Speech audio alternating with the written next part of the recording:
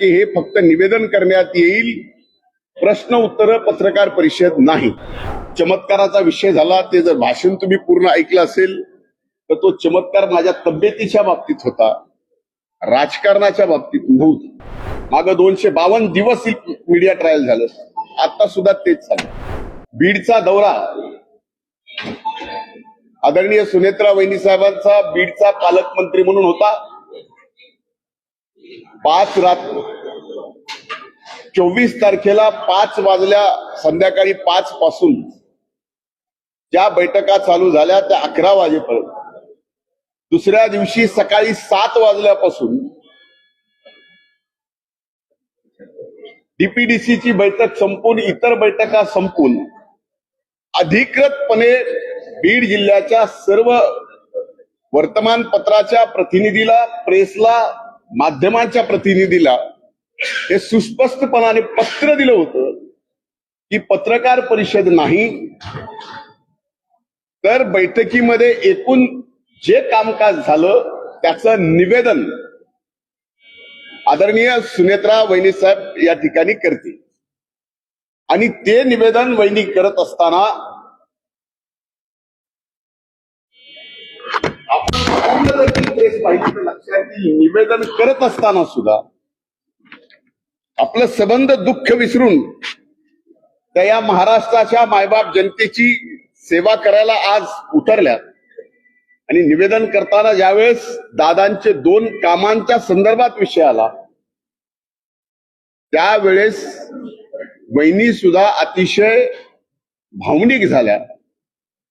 मी त्यांच्याकडे पाहिल्यानंतर मला असं वाटलं की त्यांचा हुंदका बाहेर येतोय का, म्हणून त्यानंतर बोलल्यानंतर माध्यमाचे प्रतिनिधी प्रश्न विचारत होते, तर मी त्यांना म्हणलं की आपण आता थांबायला पाहिजे, कारण हा प्रश्न उत्तराची प्रेस नाही. अधिकृतपणे हे सांगितलेलं आहे, हे पत्र अगोदरच दिलेलं आहे की हे फक्त निवेदन करण्यात येईल, प्रश्न उत्तर पत्रकार परिषद नाही, फक्त निवेदन करण्यात येईल. हे सुद्धा माध्यमांनी लक्षात घ्यावं. आणि म्हणून या ठिकाणी मी स्वतः प्रेसला म्हणलं की आपण लक्षात घ्या, पहिल्यांदा पालकमंत्री म्हणून आल्यात, अतिशय भयंकर दुःख पचवून त्या या ठिकाणी मायबाप जनतेची सेवा करायला आणि दादांचं सामान्य माणसाबद्दल असणारं प्रेम, त्यांच्या प्रती असणारं निष्ठा, त्याचा वारसा चालवायला त्या पुढे आलेल्या आहेत. तेव्हा आपण सुद्धा त्या ठिकाणी तेवढं थोडंसं भावनिक होऊन थांबायला पाहिजे होतं निवेदन झाल्यावर. पण स्वाभाविक आहे, बीड जिल्ह्याच्या माध्यमांच्या बाबतीत मी स्वतः ट्विट केलं की 90 नाही 95% प्रतिनिधी प्रिंट, इलेक्ट्रॉनिक मीडियाचे अतिशय चांगलं काम करतात, फेअर काम करतात. पण काही मंडळींना मात्र बीड जिल्ह्याचं वातावरण सहजासहजी निवडू द्यायचं नाही. जातीपातीचं ज्या पद्धतीचं राजकारण चालू ठेवायचंय त्याच्यासाठी तुझबरही त्यांचे प्रयत्न कमी पडू देत नाहीत. हे मी गेली 4 दिवस माझ्याच बाबतीत माध्यमांवर एकदा हे एकदा ते. आता चमत्काराचा विषय झाला. ते जर भाषण तुम्ही पूर्ण ऐकलं असेल तर तो चमत्कार माझ्या तब्येतीच्या बाबतीत होता, राजकारणाच्या बाबतीत नव्हता. दुसरा विषय शेतकऱ्यांच्या बाबतीत. तो शेतकरी वहिनीसाहेब समोर असताना अतिशय जोरात असं समोरून बोलत होता. तर मी म्हणलं शांतपणाने सांगा तर वहिनीसाहेबांच्या लक्षात येईल. एवढंच बोललो की माध्यमांनी चालवलं की शेतकऱ्याला मी दाब दिला.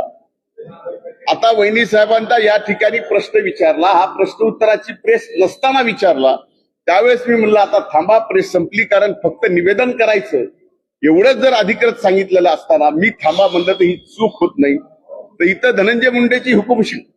अरे मी 2.5 वर्ष झालं एक ब्र शब्द ना माध्यमांवर बोलतोय ना तुमच्या समोर येतोय. तुम्ही किती मागं लागलात तरी मी बोलत नाही.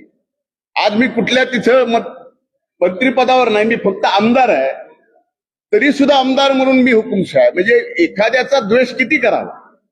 म्हणजे काँग्रेस ज्या पद्धतीने द्वेष वहिनी साहेबांवर करते आणि बीड जिल्ह्यातले ठराविक काही जण ज्या पद्धतीने माझा द्वेष करतात हे खरंच लोकशाहीमध्ये आम्ही मायबाप जनतेला आपलं मायबाप म्हणून जी काही सेवा करत आलो, माझ्यासारख्या व्यक्तीने 35 वर्ष टाचा घासला तो त्यावेळेस आम्ही इथं पोहोचलो.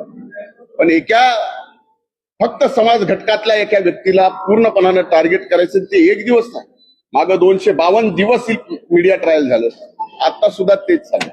म्हणून माझी विनंती आहे आपल्या सर्वांना की या आमच्या भाषणाचं पूर्णपणे तुम्ही सार काढा आणि त्यातून काय तर्क काढायचे त्या तर्कावर बोला, कट करून नाही, तर्कावर बोला. माझ्या एखाद्या वाक्यावर तुम्हाला आणखीनही टीका करण्यासाठी वाव मिळू शकतो ते काढा, त्यावर तुम्ही बोला. आणि माझी या ठिकाणी काँग्रेसला जी की पूर्णपणानं बुडालेली आहे त्या काँग्रेसला सांगायचंय की आपण ज्या स्वतःच्या अधिकृत पेजवर आमच्या वहिनींवर टीका केली, इथून पुढे अशी टीका करत असताना आपण स्वतःकडे सुद्धा बघा.